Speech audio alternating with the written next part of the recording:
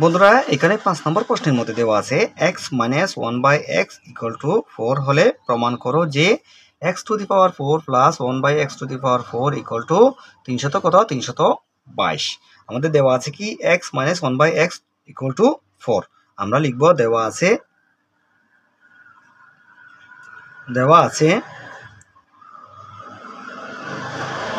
কি x minus 1/x equal to 4। বন্ধুরা আমাদেরকে প্রমাণ করতে হবে যে x to the power 4 plus 1/x two the power 4 equal to 322। আমরা এই সংখ্যা থেকে এই সংখ্যাটা নির্ণয় করে এখানে দেখাবো। তাহলে আমরা লিখব বা আমরা সংখ্যাটাকে কি করব, এখন সংখ্যাটাকে বর্গ করে দেব। বা x minus 1/x whole square equal to 4 whole square. আমরা সংখ্যাটাকে কি করে দিলাম, বর্গ করলাম। বর্গ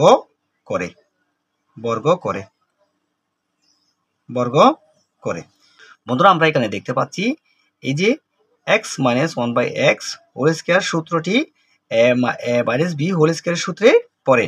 তাহলে a মাইনাস b হোল স্কয়ারের সূত্র কি? a মাইনাস b হোল স্কয়ারের সূত্র হচ্ছে a মাইনাস b হোল স্কয়ারের সূত্র হচ্ছে a square minus 2ab plus b square. তাহলে আমরা কি করব, এই যে x টাকে a ধরবো, 1/x টাকে যদি b ধরি তাহলে a minus b whole square. a minus b whole square সূত্র হচ্ছে a স্কয়ার মানে হচ্ছে x square, a square minus সূত্রে 2ab, a হচ্ছে x, b হচ্ছে 1/x, 2ab plus b square, b square হচ্ছে 1/x হোল স্কয়ার। তাহলে এখানে সমান চিহ্নের ডান পাশে কি আছে? সমান চিহ্নের ডান পাশে 4 হোল স্কয়ার। 4 হোল স্কয়ার হচ্ছে 4 ইন্টু 4, 4 4 কত? 4 4 হচ্ছে 16। তাহলে আমরা 16টা এখানে লিখে দিলাম। তাহলে এখানে কি আছে, এখানে গুণ করে দেবো সংখ্যাগুলো। x স্কয়ার মাইনাস 2, এখানে x এবং x, এই দুইটা x কি হয়ে যাবে, কাটা যাবে। তাহলে এখানে শুধু 2 থাকবে প্লাস 1/x স্কয়ার। স্কয়ারের সাথে x এর সাথে যদি স্কয়ারটা যোগ করি তাহলে x স্কয়ার হবে ইকুয়াল টু 16। এখন আমরা কি করব, এখন আমরা এই যে সমান চিহ্নের বাম পাশে একটা -2 আছে, -2টা সমান চিহ্নের ডান পাশে নিয়ে যাব। তাহলে x square plus 1/x square equal two 16। এখানে সমান চিহ্নের ডান পাশে যদি -2টা নিয়ে যাই তাহলে +2 হয়ে যাবে, +2 হয়ে যাবে। এখন আমরা কি করব, এখন আমরা সংখ্যাটি গুণ করে দেব। তাহলে x square plus 1/x square equal two 16 আর 2 যোগ করলে কত হবে? 18 হবে। তাহলে আমরা 18 বসিয়ে দিলাম। এখন আমরা এখানে কি করব, এখানে আমরা পুনরায় বর্গ করব। সংখ্যাটিকে পুনরায় বর্গ করব। সংখ্যাটিকে যদি পুনরায় বর্গ করি, x square plus 1/x square whole square equal to 18 whole square. আমরা এখানে কি লিখব, পুনরায় বর্গ করে। পুনরায়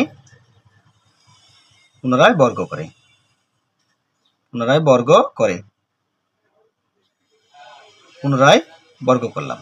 যেহেতু আমাদেরকে এখানে নির্ণয় করার জন্য বলছে x to the power 4 plus 1/x two the power 4 equal two কত? 322।